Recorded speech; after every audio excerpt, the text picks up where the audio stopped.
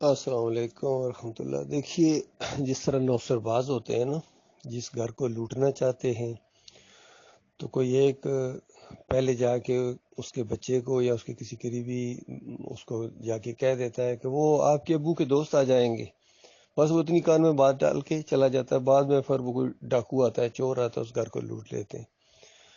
بالکل اسی طرح کا شیطانی انداز اختیار کیا ہے مہدی کے بارے میں ان رافضیوں نے، اور دوسرے لوگ بھی ان کے پیچھے چل پڑے۔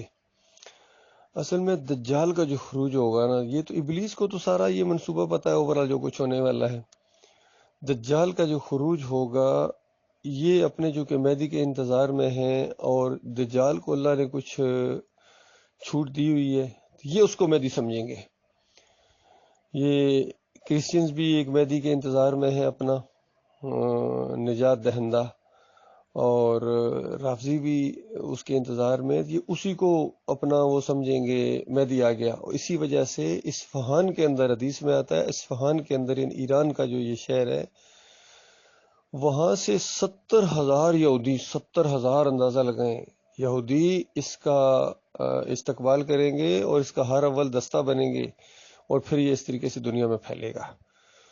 تو یہ اصل میں اس انداز سے ان کو دھوکہ لگا ہے ان جھوٹی روایتوں کے ذریعے۔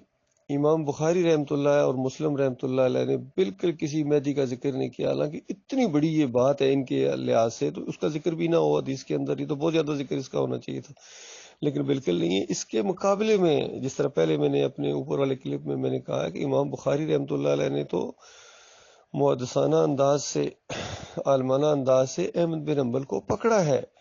ہر جگہ اس کی مخالفت ہوئی ہے، اور اس کو بتایا گیا کہ یہ جھوٹی باتیں کرتا ہے، جھوٹی روایتوں کو لے کے آتا ہے احمد بن حنبل۔ تو امام بخاری اس کے مقابلے میں مسلمانوں کے امیر کا ذکر کرتے ہیں۔ ظاہری بات ہے، مسلمانوں کی اس وقت جو جماعت ہوگی وہ آدھی دنیا فتح کر چکی ہوگی جب عیسیٰ علیہ السلام کا نزول ہوگا۔ سخت حالات ہوں گے، سخت جنگوں کے مرحلے سے گزر کے وہ معاملات ہوں گے۔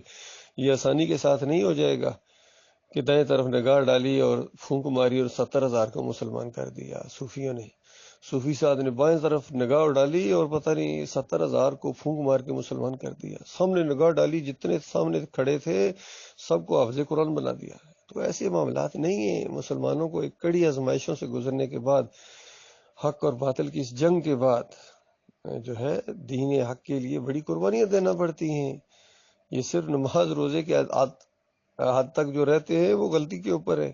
یہ نماز روزہ اس طرح کی چیزیں تو ایمان خالص کو اور اس جہاد کو قائم رکھنے کے لیے، اصل چیز جہاد ہے۔ جہاد اللہ کے راستے میں، حق کو لے کر اٹھو اور باطل کے سر پر چوٹ مارو۔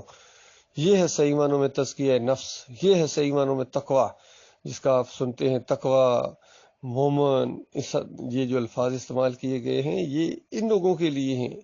ان کا تزکیہ نفس ہوتا ہے، ان کی جو تربیت ہوتی ہے نا، یہ مسجدوں میں اس انداز سے نہیں کہ بس پہلے جی وہ تربیت کرو، جی دعوت اللہ کی تربیت کرو۔ یہ کوئی تربیت کرنے والی چیز ہے؟ یہ تو ایسی بات ہے جس طرح انسان کھانا کھانے سے پہلے کہ کھانا کھانے کی تربیت کر لو، جی کھانا کھانا تاکہ بعد میں کوئی پرابلم نہ پیش آ جائے۔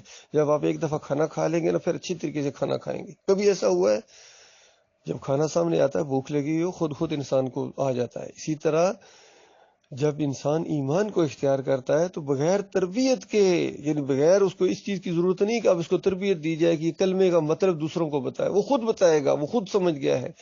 ایمان عقیدے کو جب سمجھا ہے تو اس نے خود اس کی دعوت دینا، وہ دائی بن جاتا ہے اسی وقت، لوگوں کو فکر کے ساتھ، ان کی ہمدردی کے ساتھ دعوت دیتا ہے۔ تو یہ جو انہوں نے تربیت کھیلنے کا ایک سلسلہ شروع کیا ہوا ہے، تو یہ ان کا اپنا انداز ہے۔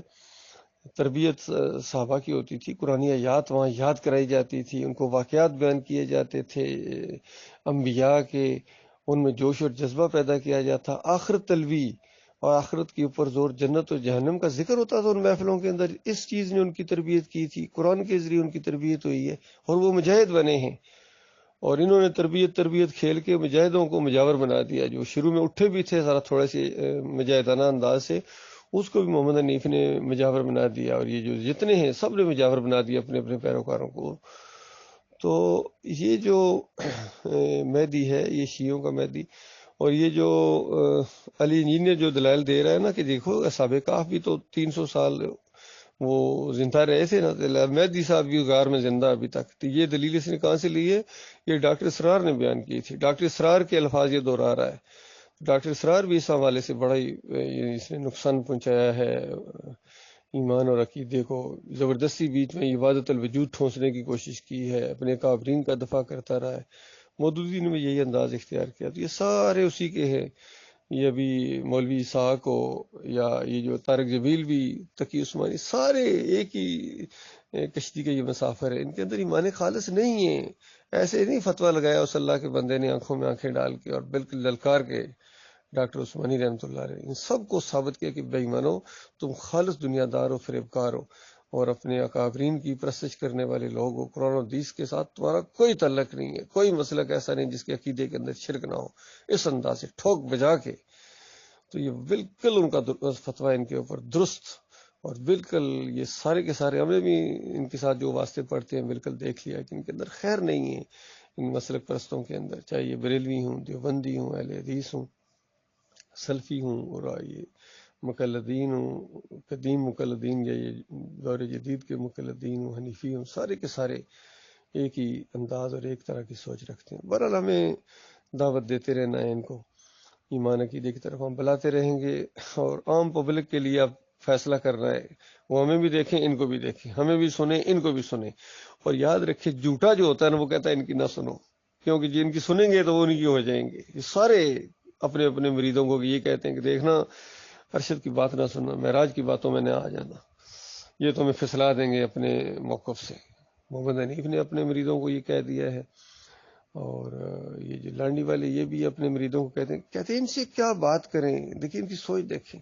معراج صاحب تو ان پڑھ ہیں. اچھا جی، ان پڑھ ہیں. دیکھو اللہ نے تمہارا جو موقف ہے اس کو باطل کر دیا ہے، چونکہ ہمارے ساتھیوں میں پڑھے لکھے بھی ہیں اور ان پڑھ بھی ہیں، اور ماشاءاللہ ہمارے ان پڑھ ساتھی پڑھے لکھوں سے بھی اچھی بات کرتے ہیں، گفتگو کرتے ہیں. لیکن تم بات کرنا ہی نہیں چاہتے ہو.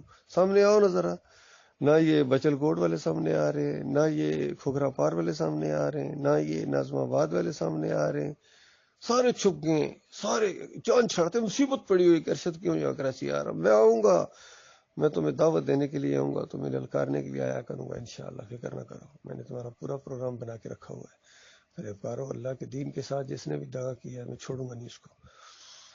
اللہ تعالیٰ ہمیں استقامت عطا فرمائے، مالک ایمان کے اوپر جم جانے کی توفیق عطا فرمائے.